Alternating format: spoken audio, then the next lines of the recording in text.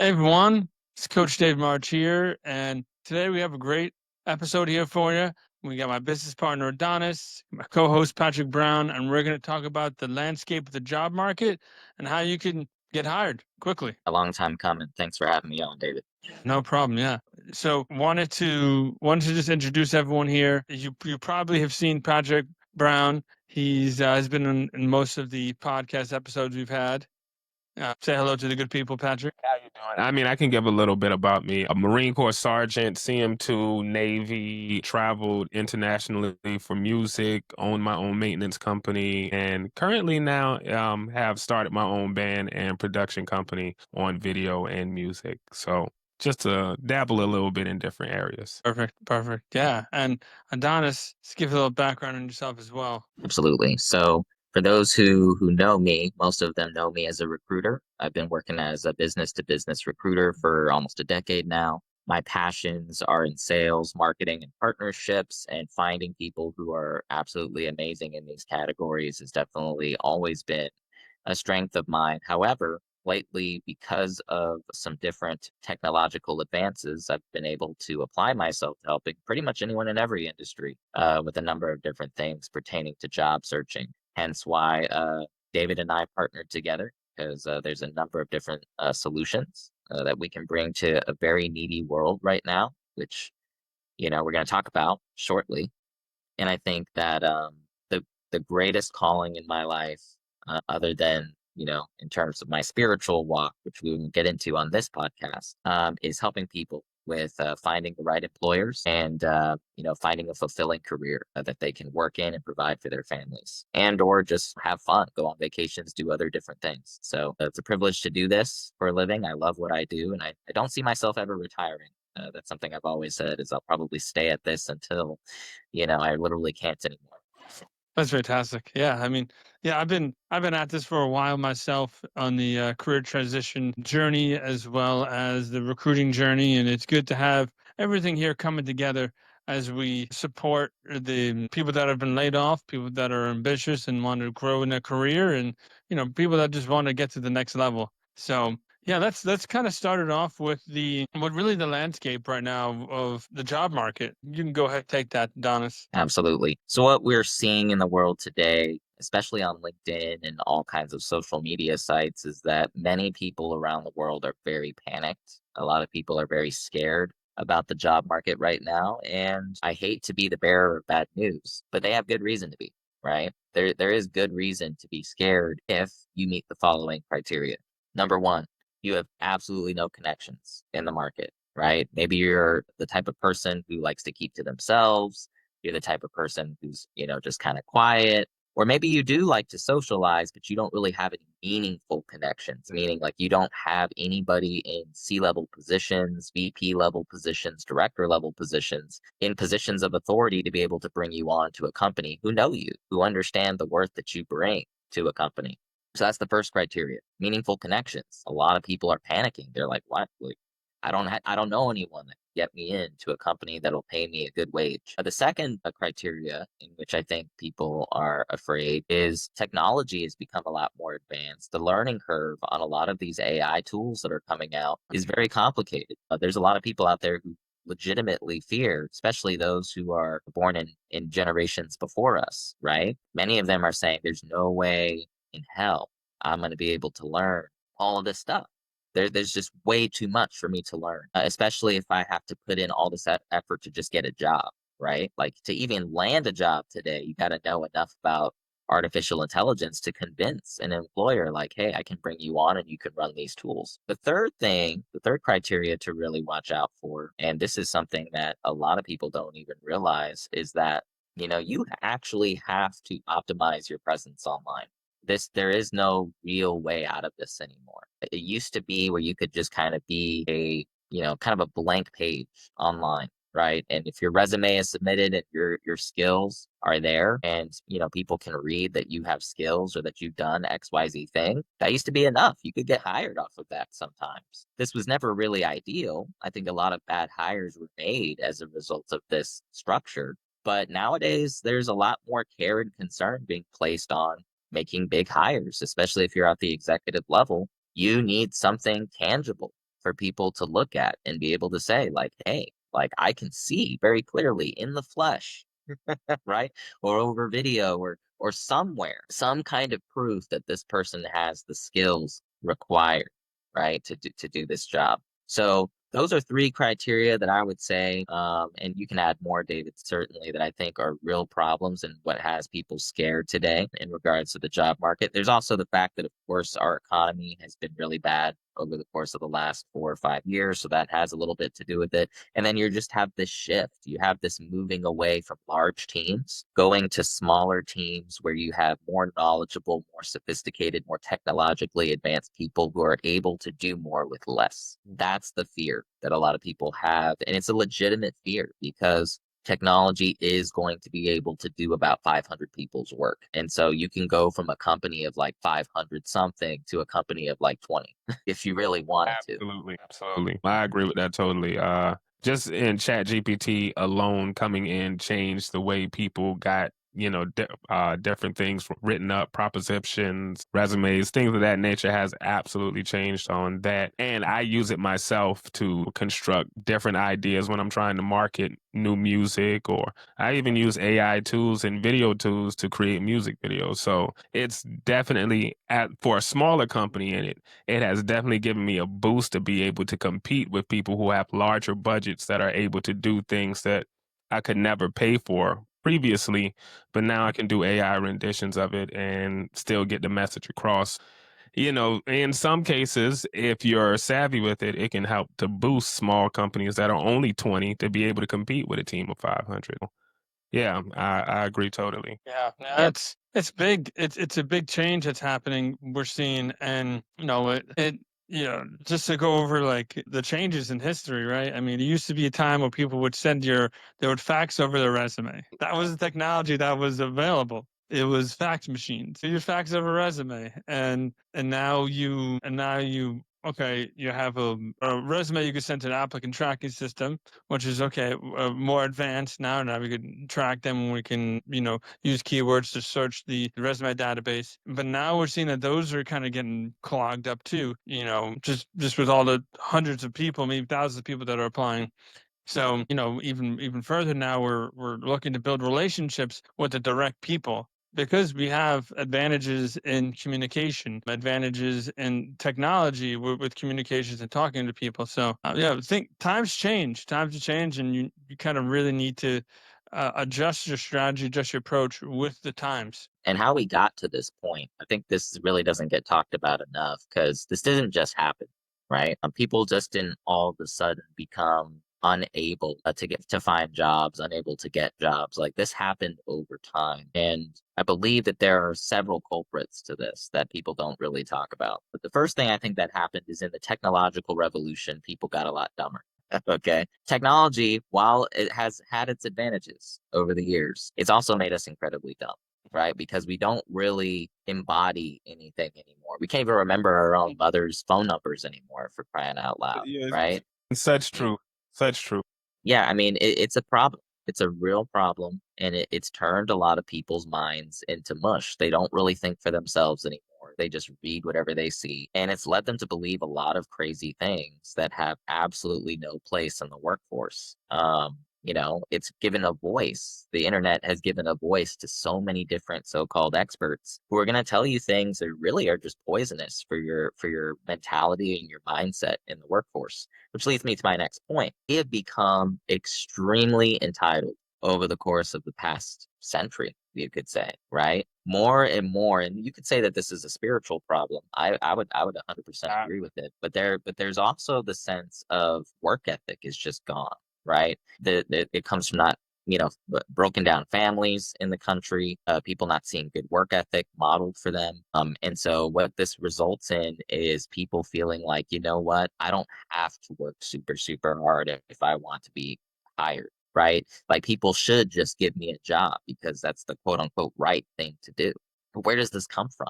Where does this idea come from that like, if you were to start a business, you're obligated to hire somebody because they exist? Is that the argument that we're making here? It seems that that's what most people think. Like if you go across social media and you read some of these posts about like, oh, I didn't get hired blah, blah, blah, blah, people complaining about not getting selected, rather than looking at themselves and looking at ways that they can improve their position, right? And improve the odds that somebody is going to pick them. What do they do instead? They actually go out and publicly blast the company for not picking them. And then they make a bunch of victim excuses, right? It's victimhood.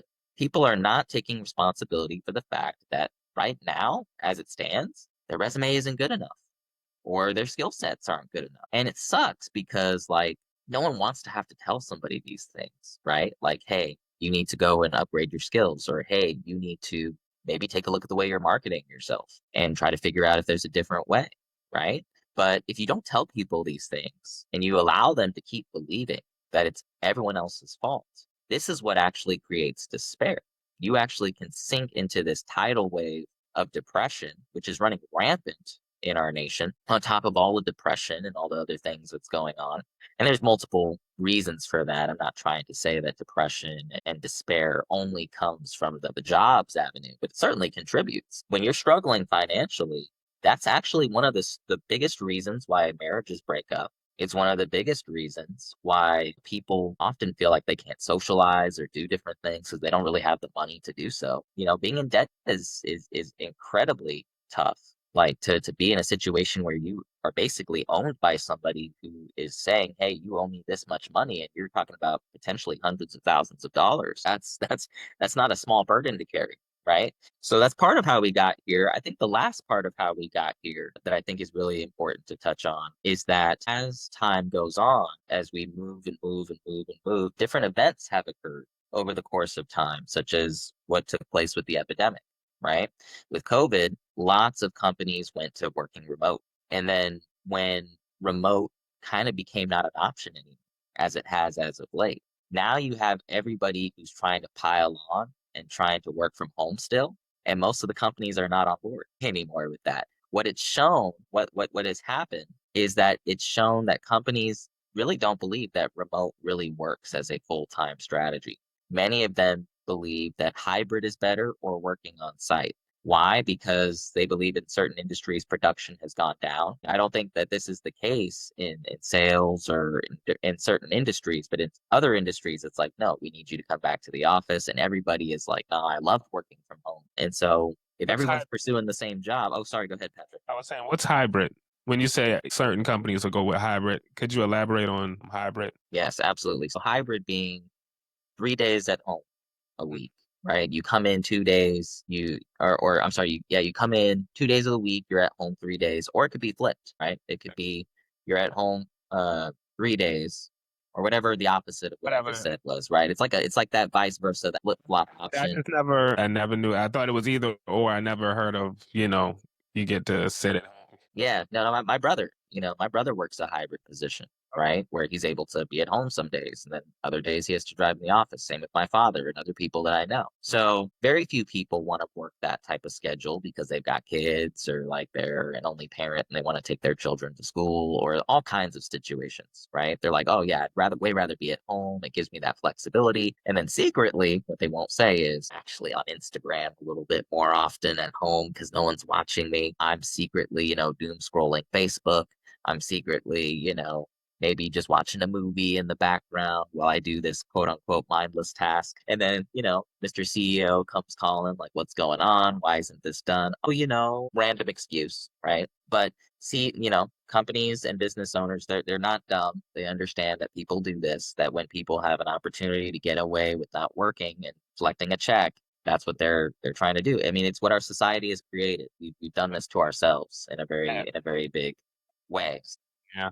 Some of the things I might say, some people will disagree with, and it might be controversial to some, but this is reality. This is what we believe. It has gone on, and this is why the world is the way that it is at the moment.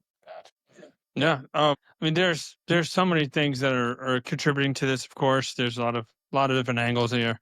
I mean, I feel like more and more people are looking to work remotely, and some companies are remote first companies, and they're going to continue to work remotely. Other companies, they don't really want to go remotely. They only did it in the first place because they were forced to. Yeah. And then There's other company. Do you want to say something on that, Patrick? So yeah, the COVID thing is kind of where that became even a idea or a reality because I mean, literally the world changed when COVID happened, and it gave. In some ways, I do feel that some things are ushered in for the purposes because I feel like we're moving into a financial, everything being done through technology, which thus reduces the amount in the workforce. And I was just feeling like that wasn't by happenstance as a product because COVID happened. I feel like it's something that was already kind of, we were pushing for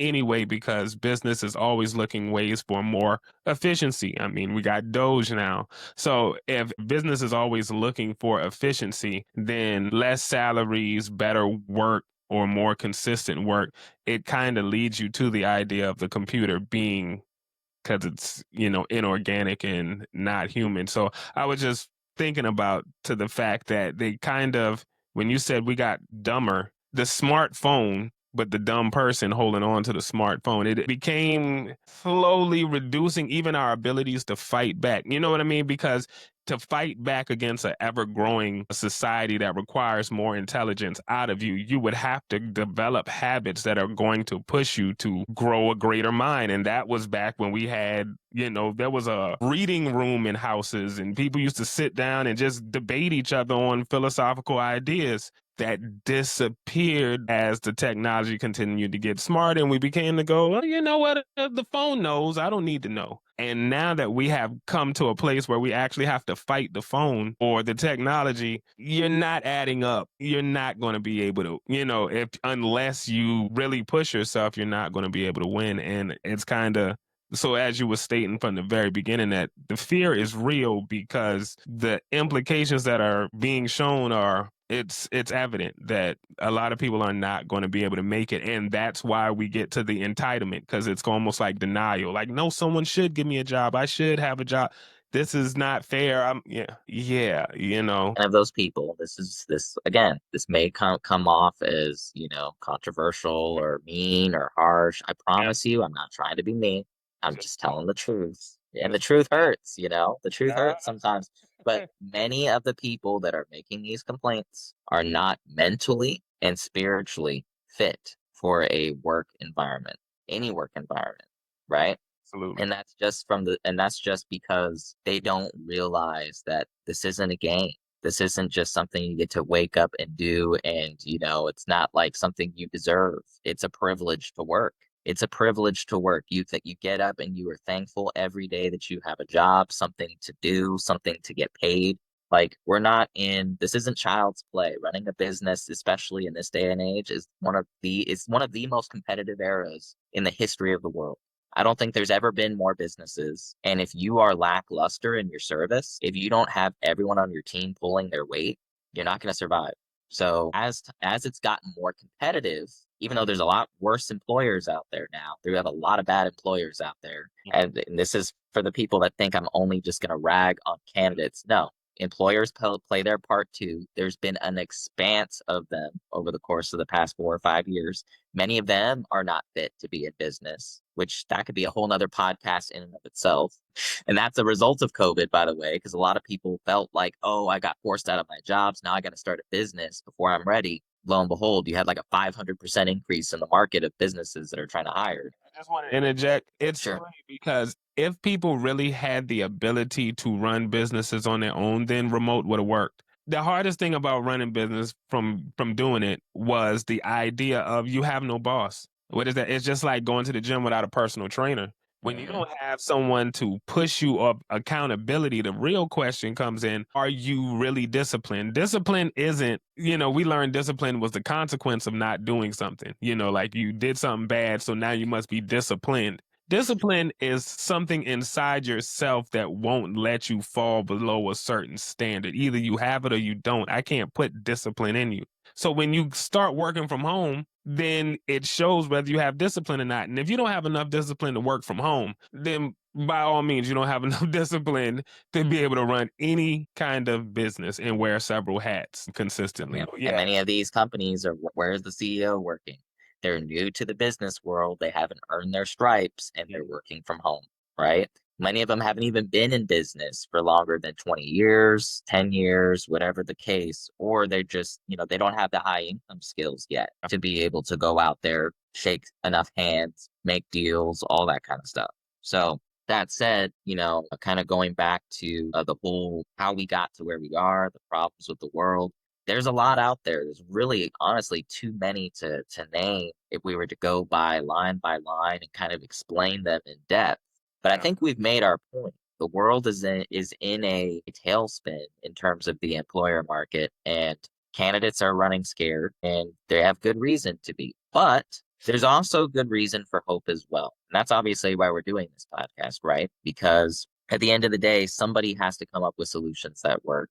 There has to be strategies that work for people to get jobs. Obviously, none of what we're promoting even works if you don't work on yourself. I want to state that up front. Every person, before they even step to the plate of being able to get help, has to help themselves first. Get your mind right. Understand that working is a privilege. Be thankful for all that comes your way. Develop your skills as much as you possibly can. You have a wealth of videos, resources, all kinds of stuff that you can learn online. Technology has its benefits, right? But like you were saying, Patrick, if you don't push yourself to go beyond what the phone just presents you, if you don't ask questions, learn new things, figure out what the trends are in the market, what people need you to learn for you to be valuable, find out what companies need and learn those things. So that way, when you appear on your interview, you're prepared. You have things that you can talk about that is like, hey, I know this is a trend going on right now. I've learned this. This is something I've spent a good amount of time researching and studying because I know that companies need and want this, right? So make yourself valuable, be resourceful first, and then come and get somebody to help you because until you've handled your own stuff, like there's only so much we can do. We're not magicians. We can't turn you into a valuable candidate. You have to do that. Facts. While you were saying it, I was just getting in my head like it's almost the idea of AI and technology gave the ambitious tools and weapons to move forward and the complacent distractions to stay right where they at. It's a double-edged sword. It's a double. Depends on what you're watching on YouTube, determine. Yeah. And YouTube, as we all know, is a rabbit hole. You go down that rabbit hole and you're not disciplined on there, you'll be watching, how to knit a purple sweater. And then the next thing, Yeah, 100%. Yeah, and those cat videos too. Start watching funny cat videos. And don't you dare get started on the reels. Don't you dare get started on the reel. The YouTube shorts will literally have 2 hours drained from you before you know it. It's Yeah, I have installed a little thing in my head. Every time I do it, it's like every 5 minutes something will be like, you're scrolling, and it's like, okay. And I have to really stop myself to remember that. Tell yourself you're scrolling and get off the phone. Because if you don't, you're just gonna keep scrolling, looking dopamine. But like it's Dopamine, yeah, another story, but moving forward. 100%. So let's get into the solution a little bit. We've kind of really talked at length about some of the problems we're seeing. We talked about relational equity. We talked about the problem of just not knowing enough really important people in positions of authority, high income skills. Let's talk a little bit, David, about what we're doing to kind of change that. Yeah, yeah, totally. So, with regard to how people are getting positions now, the biggest challenge I'm seeing with people is, they think all I could do is send my resume and wait. And where we really have positioned ourselves in terms of solution is before the interview even starts. That's actually where I think a lot of people want the help. It's if you see all over the place, everyone's saying, well, I can't even get an interview. I'm sending my resume all over the place. So the solution that we have is really one where it's all before the first interview. It's all before that. And of course we can help after the interview and we work from beginning to end. But I think that the strongest need is before that. And, in order to do that, we work with people to build up their personal brand, to build out to really get a clear understanding of their personality. And as I always say, if we're promoting your candidacy as a person, then what is your product knowledge as a person? And this is the importance of building yourself up first, right? So that way you have some knowledge to share once you are, engaging in this process that David is talking about, right? You have to be kind of interesting, right? In a sense, because If you're not interesting, then who's really going to be paying attention to you, right? You can't post boring stuff online and expect that people are going to read it, right? They have the thousands of things to read. If they're going to read your stuff, it's going to be because it's entertaining, because it actually solves a problem, adds value to their life, right? If you've got a history of just posting useless crap or pictures, not to say that, pictures of your dog is useless crap or anything like that, but you got to both post some other stuff, sprinkle in some variety, give people something to look forward to, give them something to be excited about, right? And we can help you with that. If you need some ideas, David and I are full of ideas of ways that you can really kind of get with the program there. But for one, most people do not like reading very, very long things, especially if you don't find a way of making it entertaining. So if you're not really an eloquent writer and you have more of a personality and you like to come on and maybe you do a video, they don't want to see like this little choppy Loom video ideally, right? Like a Loom video is cool or whatever. Like if you know how to use the tool, Yeah, it's good. It's good. It's good for training. I think it's good for yeah, good for internal use. It's very important for that. Like if you're gonna better than use, nothing. Yeah, yeah, if you're gonna use a Loom video internally to train people and your team, that could be really useful. So in terms of like customer facing, in terms of for marketing yourself, I think there's stronger methods out there. yeah.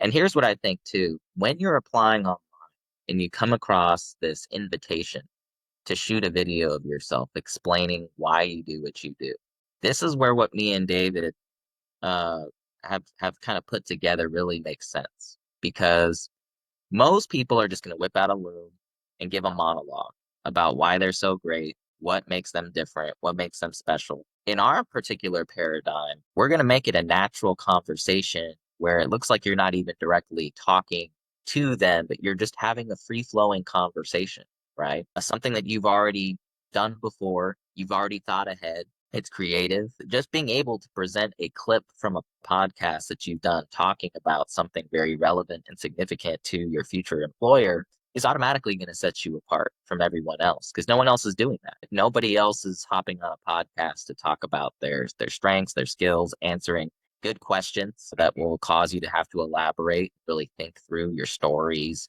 what makes you unique. Telling stories, that's something that is completely missing from today's application process. Yeah, I was thinking about, because the interview process, and sometimes those aren't as open. They're asking you several questions, and you're not able to completely expand on your full knowledge. And honestly, this opportunity gives you that, so that they can really see and understand who you are and where you're coming from and your thought process, how you solve problems, just from being able to have casual conversation with people and explain your job, as opposed to sometimes you miss things in an interview because you're so uptight talking, and you bomb it. Whereas if an employer gets an opportunity to see you beforehand, they already kind of got a great understanding of who you are, and the interview process and everything else goes a whole lot smoother because I know who I'm dealing with. So yeah, I agree. We've talked to some really impressive individuals lately, David and I, who have like a lot of really amazing stories. Some of them had more stories than others. It's always fun. Like no one Yeah. no one doesn't enjoy a good story. And if you want people to check on to your social media content or watch your videos, like the key is to entertain them. This is an entertainment business. And at the end of the day, like building an online brand is entertainment in a sense. So if you don't have the ability to entertain, that's okay. We can help you with that, but you also got to help yourself a little bit too. Try to recall like what are some moments in my life that were unique, that I had to do something that I didn't, think I would have to do, or maybe what's the hardest thing you've ever done, right? Yeah, and then I talk all the time about your high impact stories. You really want to tell your high impact stories.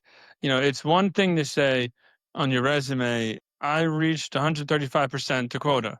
It's cool, get it, it's good. But what was the story behind that? How did you make it happen? What had to be done? What challenges did you overcome to make that happen. Getting into those details of the story gets people into it, gets people engaged into it. And now there's much more meat towards this, like one like bullet point you might have in your resume. And that's really what creates the video resume that we're talking about here. Really, amplifying your strengths and your personality to really help others see their great your greatness, and lead to another interview or job offer at the end. And to tether that approach that David is talking about, the service that we offer marries a very strategic yet scalable outreach process of getting somebody's resume, video, and or digital, right, into the hands of many, many people with video, right? So if you have a recruiter with a great network and you have another recruiter who's got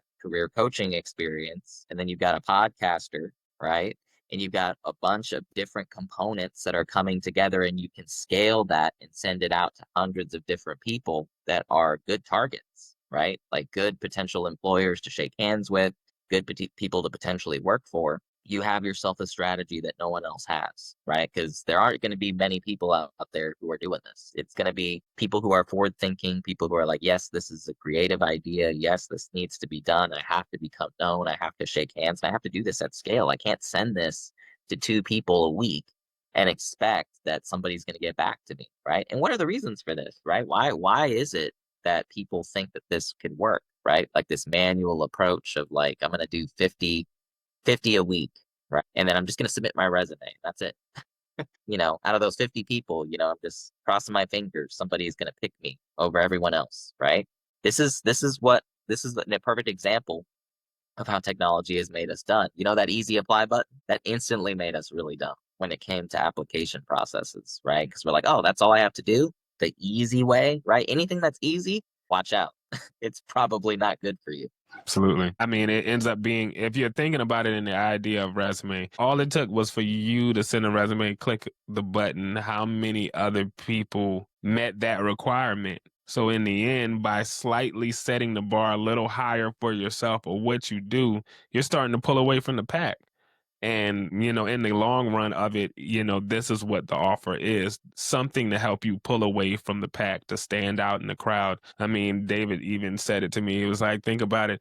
If you were training for basketball or you wanted to get on a basketball team, you wouldn't send them a resume. You want to send them a video of you actually doing the thing that you say that you can really do. So in this idea, using our brains and being able to problem solve, this gives you a video of that candidate actually doing the thing that the company expects you to do on a daily basis. So, Yeah, and then so one of the things I'd like to talk about, and I appreciate you bringing that up, is there people are doing this now in other industries, in basketball, even artists. I mean, wasn't like Justin Bieber was recognized just from YouTube videos, from videos he made, music he made on the internet.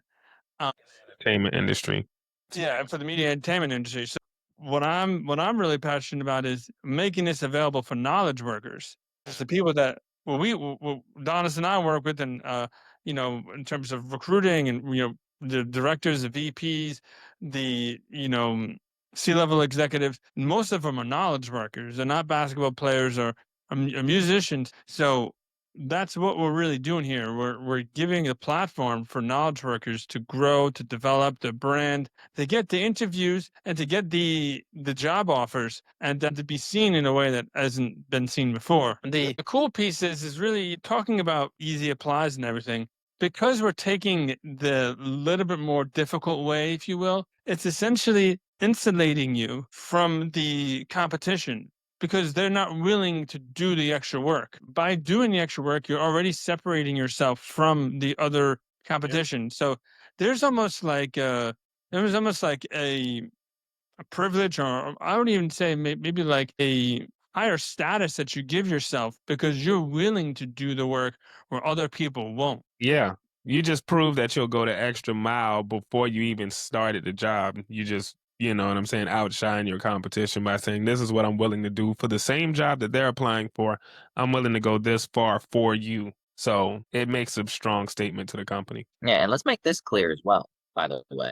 Easy applying to 100 jobs may seem really, really easy, But you know what else is really, really easy? Just handing your job search tasks to me and David, right? Because like ultimately at the end of the day, we're gonna do pretty much everything for you. The reason we have this service is because many people don't know what they're doing on their job search. Like they don't know where to go. They haven't figured out how to target and build lists of companies that they really kind of belong in based on their skill set and their desires. They haven't kind of pinpointed, you know, what is my strategy? How am I going to go about doing this on multiple channels? Because a lot of people are just doing this on LinkedIn, but what about all the other channels? How are you getting across to people on email? How are you getting across to people on Indeed or ZipRecruiter? How do people all over the world, regardless of platform, know who you are? Well, me and David figure that out for you, right? And then we put it in motion. David will help you with preparing you for that podcast. So that way when you jump on, you're not going to be like, I don't know, like I don't know what I'm doing. No, he's going to prepare you. We provide scripts, we provide guidance on like emails to send, cover letters, any type of like guidance on calling people on the phone. Cause a lot of people we work with are like knowledge providers, right? Who are very comfortable a lot of the time with like talking on the phone. Salespeople, of course, and sometimes alliance and partnerships people, which is just another form of sales. So, there's a lot more that will be done that makes it appear as if you're working really, really hard. But in reality, me and David do most of the work. You just got to show up for meetings. You just got to, tell us what you're looking for and receive the coaching and instruction. Everything else is really simple. True. Super true. I mean, look, It makes too much sense.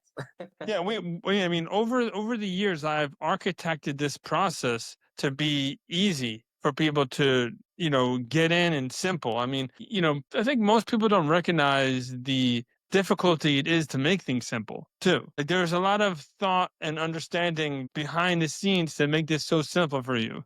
Yeah. It was architected that way on purpose. And most people get in their own way. Most people get in their own way when it comes to the job search. Like even me just telling people not to do some things helps them drastically because people get into such a mode of desperation sometimes where they really kind of just lose it and start doing irrational, stupid stuff, that really burns them in the end. Like sending spam mail or sending messages that are just really simplistic and don't add value. Like, hey, my name Yeah. is so and so. My favorite one, yeah, my favorite one. Patrick knows this. We talked about this before in the other episode. Like, hi, name is John.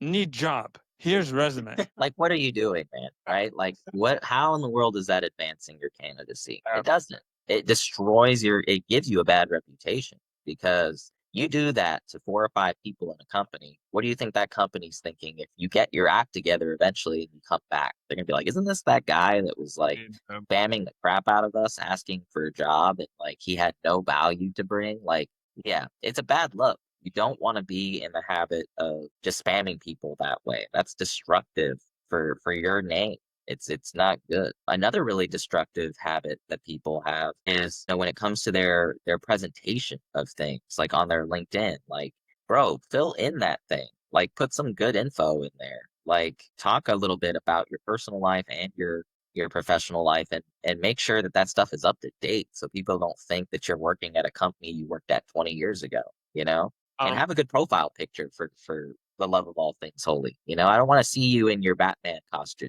Put on a darn suit, right? Look sharp. Groom yourself a little bit. You'll thank yourself later. All true. I mean, even when I was playing across seas, it was the weirdest thing coming back home and doing bands here in Charleston because across seas we wore suits. We got and if it wasn't a suit, you was at least color coordinated, dressed nice because you were representing either a 5-star hotel or some club that's over there that expects high end group of people. But when I came here and wanted to do a demo and people wanted to still wear t-shirts and flannel, it was like, wow, like you're not presenting yourself in the best light. And I know that might be comfortable and you're like, we're just a band, but all business like to see their stuff looking professional. They want representation. And yeah, just that simple profile picture, having a, Full step, bro. I mean, you can't do that. I don't know how to help you.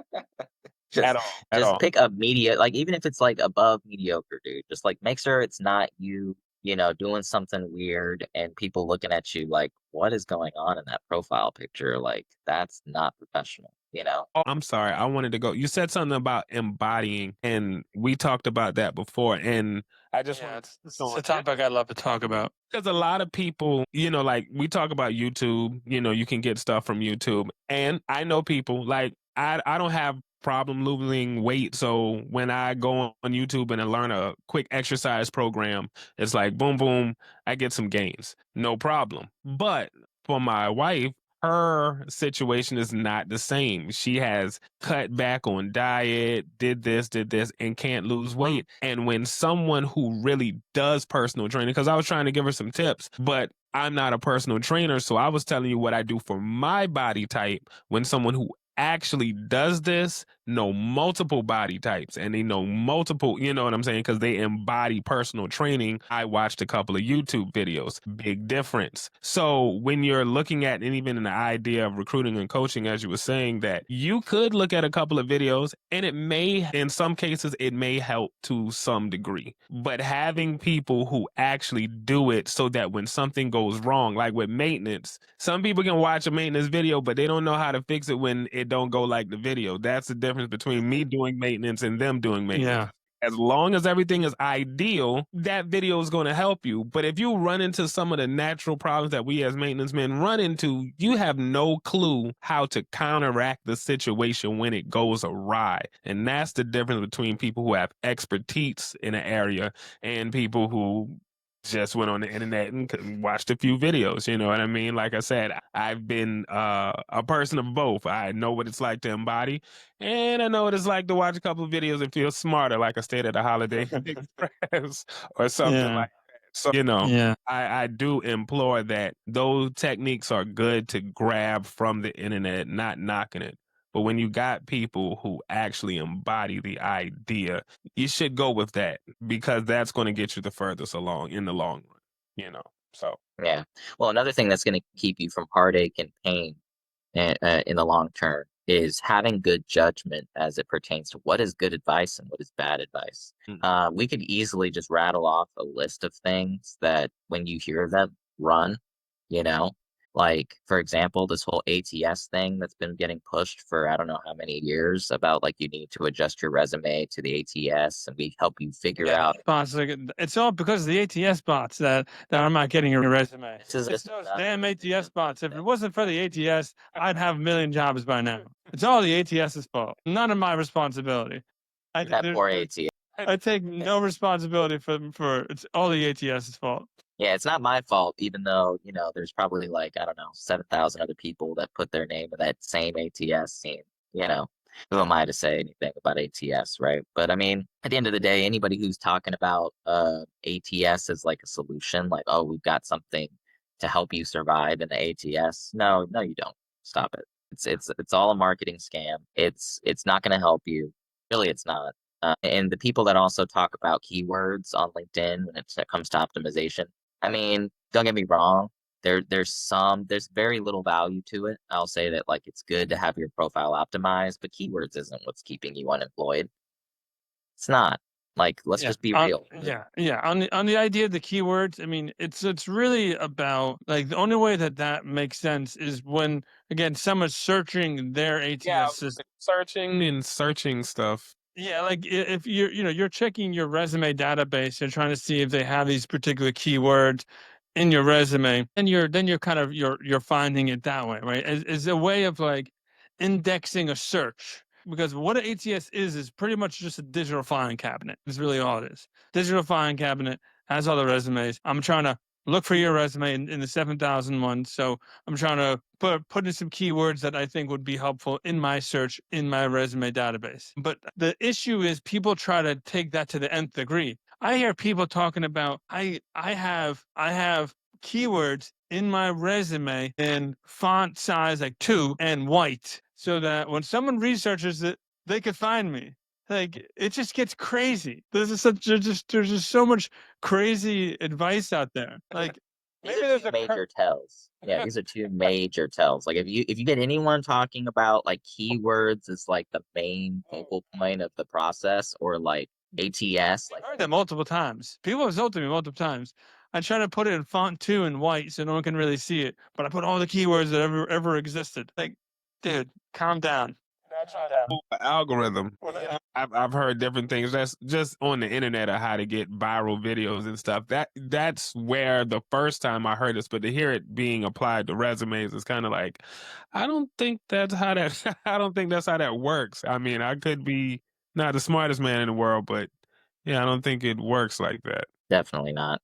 So yeah, I mean, just to kind of recap on what is required, right? What you know, what we can observe, what is absolutely facts is that you have to build connections with the right people in the right places. You have to get a really good tracking and targeting system by which you build lists and you have a good understanding of what you're going for. You have to become known. You have to develop high income skills. And then on top of all of that, you got to continue to learn. You got to be resourceful and you got to be able to present yourself in such a way where people know that these are all the things that you're doing. They see your value.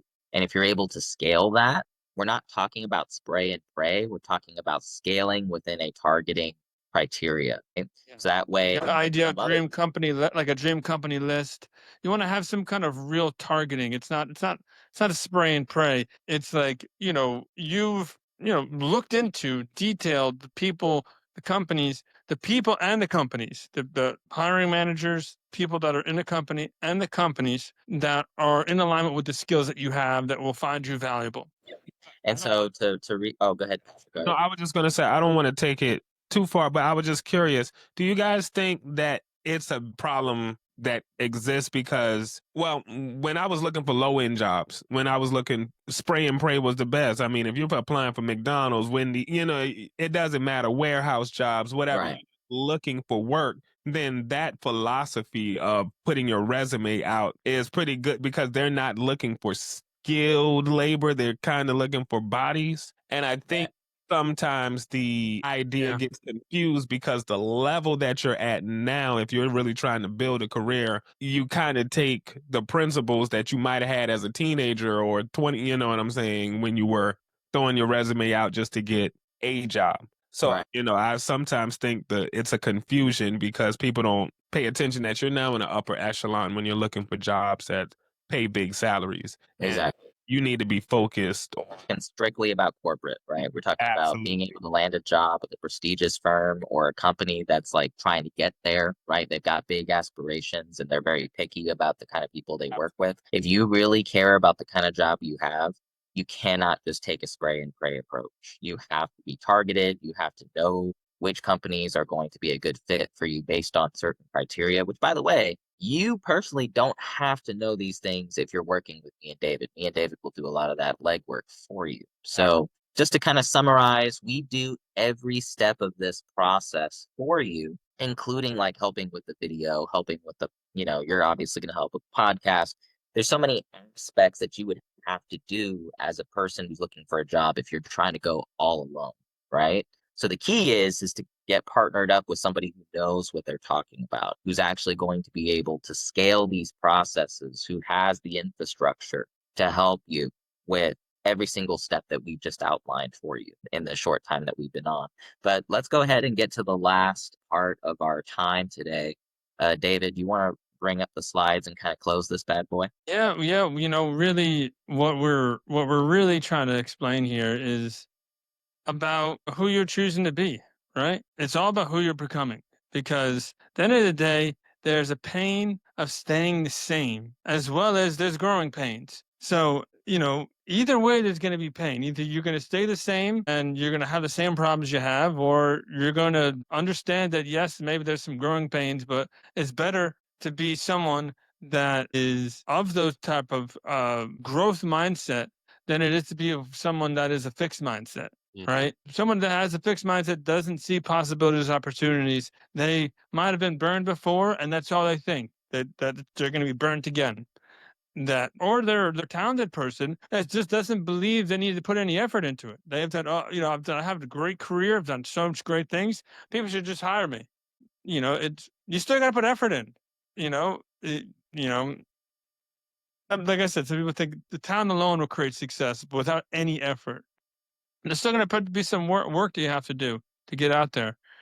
But the people that I've seen that gotten the roles at $200,000 position, $300,000 positions, people that have really gone to the next level are ones that have the growth mindset, that have a love for learning, that have resilience against any kind of rejection letters, because there's a lot of rejection letters right now. And, people that really see these tough situations as challenges for their growth and will ultimately become a person that is of the growth mindset and can accomplish their goals. So that's really my whole piece there. And thanks everyone for your long attention here. One thing I'll say in closing, David, is that if you realize listening to this podcast that all the things that we're talking about are not current in your approach, right? Maybe you're missing some of these steps. It is better to cry for help now than to cry for help way later when your coffin is already out on the front steps, right? Like you do get to a point in this job market, and this is just a closing warning. This is something to keep in mind. The longer you wait to address these potential issues with your job search, the harder it becomes to actually land a role when you're almost flat out of cash and you just have no other options, right? Yep. So don't procrastinate. We all have that tendency. I know that I have many times in the past waited till the last second to do it, and I've never once thought to myself this was a good idea, right? So if you're in this position, you know that you need some help. Don't wait. Get on a call with David and I. We have information available that if you want it, we can present it to you. Reach out to one of us, figure it out. Like we have to get you going and get you in a job before you have too big of a gap on your resume and it becomes extremely brutal. I mean, yeah, that's kind of where I was thinking. When you say they're dwindling the jobs down, that means the people that will be hired are much more capable of doing a multitude of services. And if you're not finding ways to put yourself into that conversation, then yeah, the Yeah. result. Don't tell yourself I'll call them later. Do it Mm. now. Do it now because you'll forget later or you'll find a way to change your mind. This isn't a game, right?